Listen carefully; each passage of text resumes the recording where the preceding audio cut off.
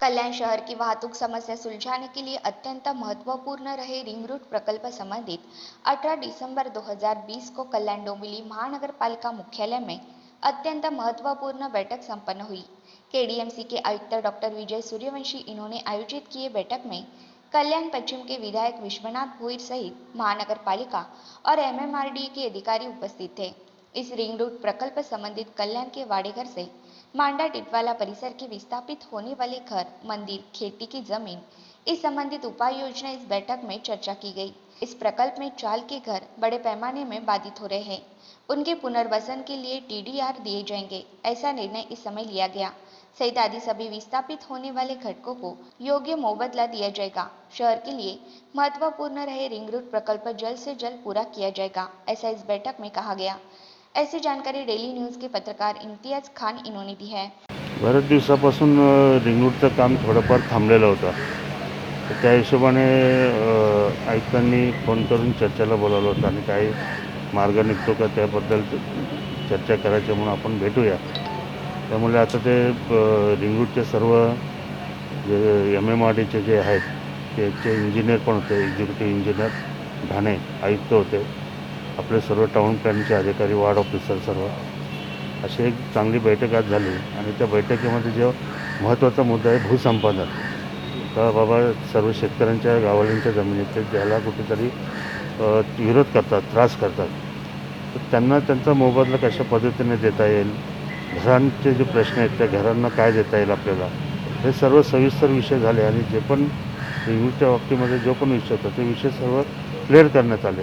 त्यामुळे रिंग रोडच्या कामाला आता वेग येणार आहे। ज्याला सर्व हे चाळीमध्ये जास्त संख्या आहे, त्या चाळमध्ये ज्या मालकाच्या जागेमध्ये चाळ असेल त्या मालकाला आपण डबल टीडीआर देणार आहेत। त्याच्यातला सिंगल टीडीआर त्यांनी त्या जे त्याचे कस्टमर आहेत ते किंवा जे लोक त्या चाळीमध्ये राहतात त्यांच्यासाठी त्यांनी एक तर चाळी बांधून द्यायच्या आहेत किंवा कुठेतरी बांधलेल्या चाळी असेल ते त्यांनी विकत घ्यायच्या आहेत त्या एक एफएसआयमध्ये, आणि एक एफएसआय त्याला राहील, अशा पद्धतीचा तोडगा निघालेला आहे। जोपर्यंत ते हे करत नाही तोपर्यंत त्याला एफएसआय देण्यात येणार नाही, असं या बैठकीमध्ये ठरलेलं आहे।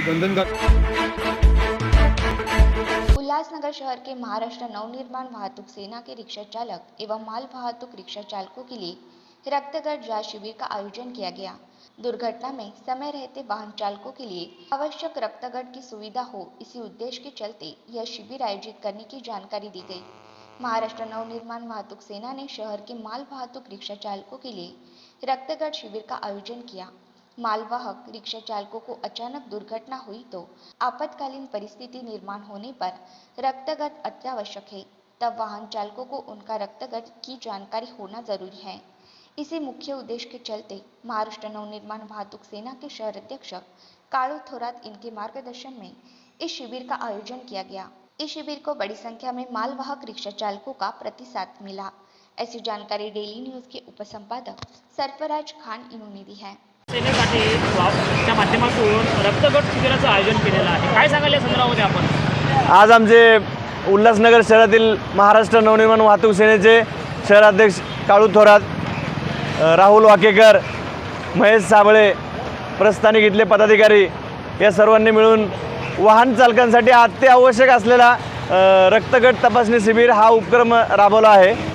परिसरातील जे रिक्षा चालक, दुसरे माल वाहतूक रिक्षा चालक असतील, त्यांना समजा कोणत्या अडीअडचणीला त्यांचा रक्तगट कोणता आहे किंवा काय अपघात झाल्यास त्यांना फायदेशीर असा हा उपक्रम आहे। आणि जर या वाहन चालकांना आपला रक्तगट माहीत पडल्यास त्यांना पुढील उपचार करण्यासही सोपे जाईल।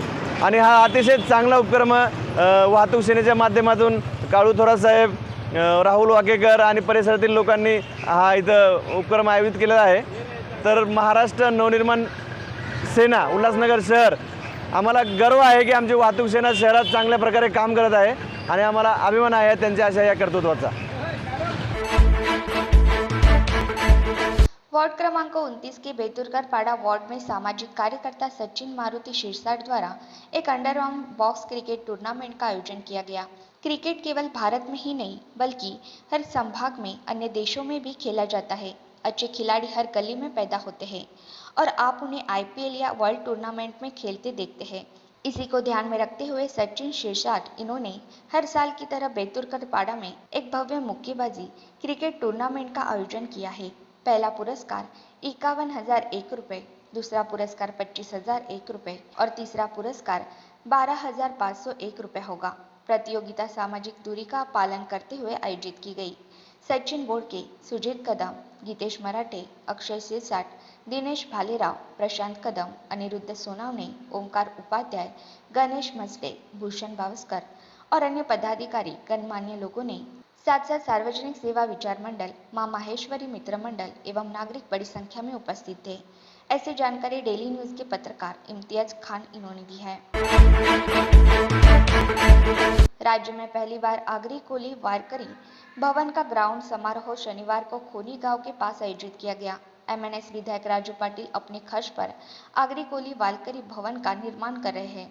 मनसे विधायक राजू पाटिल ने दिवंगत श्रमिक नेता रतन बुआ पाटिल के स्मारक दिवस के अवसर पर समाज के हित के लिए इस शानदार भवन का निर्माण करने का निर्णय लिया है।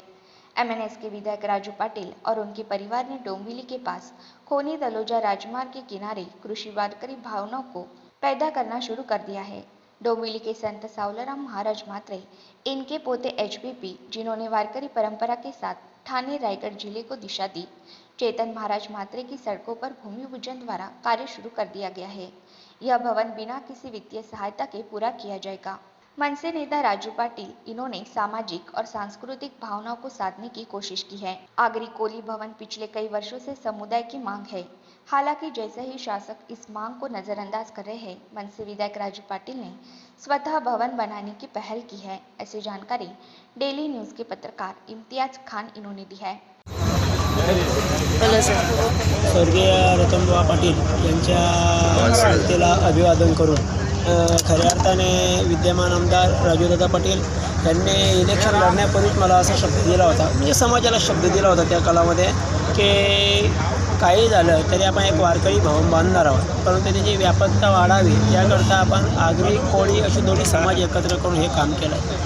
खऱ्या अर्थाने समाजाला शारीरिक गरजेपेक्षा मानसिक पौष्टिकतेची गरज जास्त असते आणि अलीकडे पलावासारख्या मोठ्या सिटी ते आपण पाहतोय सध्या, त्यामुळे अध्यात्माची अत्यंतिक गरज असताना ती गरज कोण भागवेल, तर ते कर्तव्य एका राजाचं असतं आणि ते कर्तव्य ते पार पाडत आहेत। त्यामुळं त्यांच्या पाठीशी आमचा वारकरी संप्रदायातला प्रत्येक व्यक्ती त्यांच्याबरोबर असणार आहे अशी मी त्यांना ग्वाही देतो आणि त्यांनी उत्तम प्रकारचं कार्य हाती घेतले असल्या कारणाने ईश्वर त्यांच्याकडून हे कार्य यथासांग पार पाडो असा एक सद्भाव व्यक्त करतो आणि मी पूजन इथे आलेले आहात त्याबद्दल तुम्ही काय सांगणार?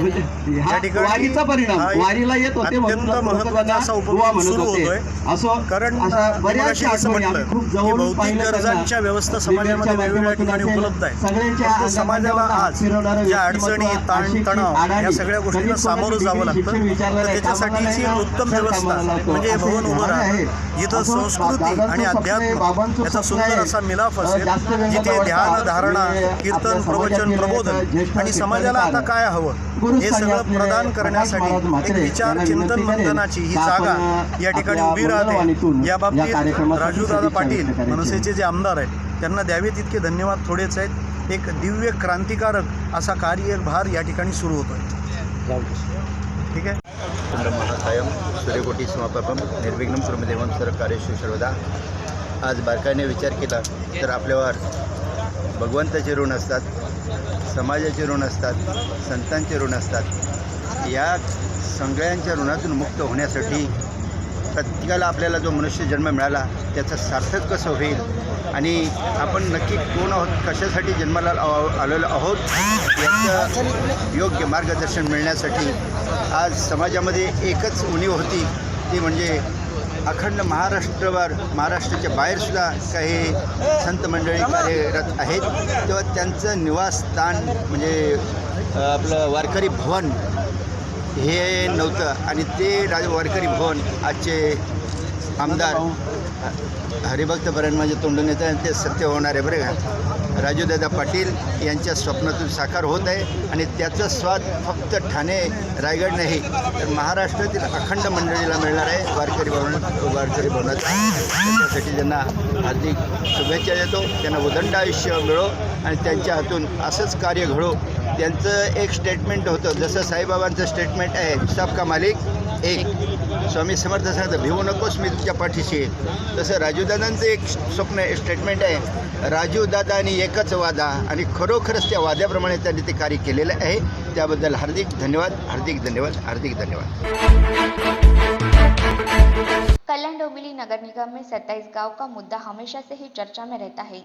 कुछ महीने पहले सरकार ने जीआर जारी किया। उस जीआर के अनुसार 27 गांव में से 18 गांव को बाहर रखा गया था, 9 गांव को नगर निगम में रखा गया था।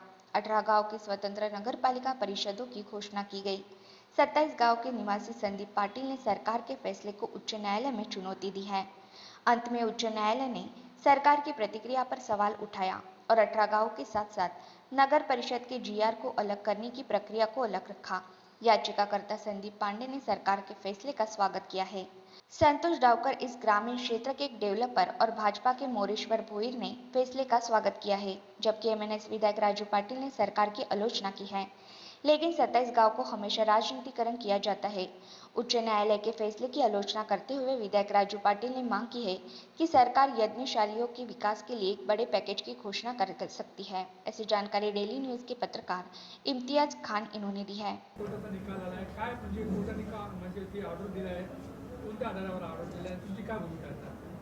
मुळात 24 जून 2020ला जो राज्य सरकारने ज्या 2 अधिसूचना काढलेल्या, या अधिसूचनेला चॅलेंज म्हणून या आम्ही सगळी मंडळी मुंबई हायकोर्टामध्ये आम्ही धाव घेतली आणि गेल्या बऱ्याच हेरिंग झाल्या आणि आज शेवटी सन्माननीय न्यायमूर्तीने जो निर्णय दिला की ह्या महानगरपालिकेच्या आयुक्तांनी जे पत्र काढलेलं ते तथ्यहीन होतं. कारण की ज्या वेळेला महानगरपालिका आपला निर्णय एखाद्या वरच्या व्यवस्थेला कळवते त्यावेळेला जनरल बॉडी मिटिंगचा ठराव असणं अपेक्षित असतं, महासभेचा ठराव असणं अपेक्षित असतं, परंतु त्याचा अभाव होता. ह्या विषयावरती निराधार ठरली. त्यानंतर राज्य सरकारने जी अधिसूचना काढली त्यासुद्धा बऱ्याच त्रुटी होत्या. त्यामुळे आजच्या निर्णयाच्या माध्यमातून सन्माननीय न्यायमूर्तींनी त्या अधिसूचना रद्दतबल केल्या. याचाच अर्थ असा की हा जो 18 गावांचा परिसर आहे हा आज महापालिकेत समाविष्ट झालेला आहे आणि निश्चित संबंध 18 गावांच्या इथल्या स्थानिक नागरिकांनी लोकांनी याविषयी आनंद व्यक्त केलेला आहे. खरं तर अजून पूर्ण निकाल आम्ही वाचला नाही, आमच्या हातात पण तो आला नाही आहे. परंतु प्राथमिक माहिती अशी मिळते की जे 2 नोटिफिकेशन या सरकारने काढले होते, एक 18 गावं वगळायची आणि 18 गावांची एक नवीन नगरपालिका बनवायचं अशी जे 2 जीआर काढलेले नोटिफिकेशन, त्याला बहुतेक हायकोर्टाने स्थगिती दिली किंवा ते नामंजूर केलेले आहेत. तो जो काय निर्णय आहे तो तपासून बघणारच आहोत आम्ही. परंतु या 27 गावांच्या विषयी जो घटनाक्रम तुम्ही बघाल तर सरकारची नियत काय बरोबर दिसत नाही पहिल्यापासून. आम्ही स्टार्टिंगला सांगत होतो की सुरुवातीला सांगत होतो की जो मागच्या वेळेस निवडणूक आयोगाने जो 27 गाव वगळण्यासाठी जो जीआर काढलेला होता फडणवीस सरकारच्या काळात, त्याला स्थगिती दिली होती. तो जीआर त्यांनी परत पुनर्जीवित करायला पाहिजे होता किंवा तसाच एक जीआर काढायला पाहिजे होता. परंतु यांना कुठेतरी राजकारण करायचं होतं म्हणून याने 18 गावांसाठी वेगळं जीआर काढला आणि आता तिथे सरकार तोंडघशी पडलेलं दिसतंय. तर आता काय भूमिका असणार तुमची, म्हणजे गावकऱ्यांची काय? नाही, खरं तर ही गावं जी काढली गेली हे आमच्या मागणीनुसार काढलीच गेली नव्हती. आमची मागणी मुळात 27 गावं काढावी अशीच होती आणि तीच राहणार आहे. त्यामुळे आता पुन्हा सरकारने जर या काही चुका करून जीआर काढले असतील आणि त्याच्यावर हायकोर्टाने शिक्कामोर्तब केला असेल तर मला वाटतं आता सरकारने याच्यातनं काहीतरी धडा घेऊन एक दुरुस्ती करून नवीन जीआर काढावा. तर महापालिकेत आता आता समावेश झाली असं संबोध येतोय, पुढची भूमिका काय असणार? कसे तांत्रिक मुद्दे बरेचसे आहेत याच्यात. जसं की आता पुन्हा निवडणुकीच्या तोंडावर क्षेत्रफळात बदल करू शकतो की नाही, म्हणजे जर पुन्हा 5 वर्ष जी ढकलायची असतील तर कमीत कमी सरकारने 27 गावांसाठी एक वेगळा पॅकेज तरी जाहीर करावा. कारण त्याने अगोदर पण गेल्या 5 वर्षात जो हद्दवाढ अनुदान द्यायला लागतो तोही दिला नव्हता. त्यामुळे बघूया आता काय होतंय. कसं आहे, तुम्ही जर बघायला जाल तर इथल्या ज्या भूमिपुत्रांच्या ज्या जागा आहेत त्यांच्यावर कुठलाच विकास होताना दिसत नाही. मोठमोठे लोढा किंवा रुनवाल सारखे जे बिल्डर्स येत आहेत त्यांना MMRDAकडनं प्लॅन पास होतो, त्यांचं काम होऊन जातो. परंतु आमचे जे भूमिपुत्र आहेत त्यांना नाईलाजाने इथे अनधिकृत म्हणून त्यांच्या बांधकामावर शिक्कामोर्तब केलं जाते. त्यांची कुठेतरी कुचंबना होते, त्यांच्यावर अन्याय होते. मुळात ही 27 गावं जेव्हा नगरपालिकेत होती, कल्याण डोंबिवलीचे पूर्ण रिझर्वेशन या 27 गावांमध्ये टाकले गेले होते. तेव्हापासून जो अन्याय या गावांवर चालू केला तो आज तर काही थांबलेला नाही. मोठी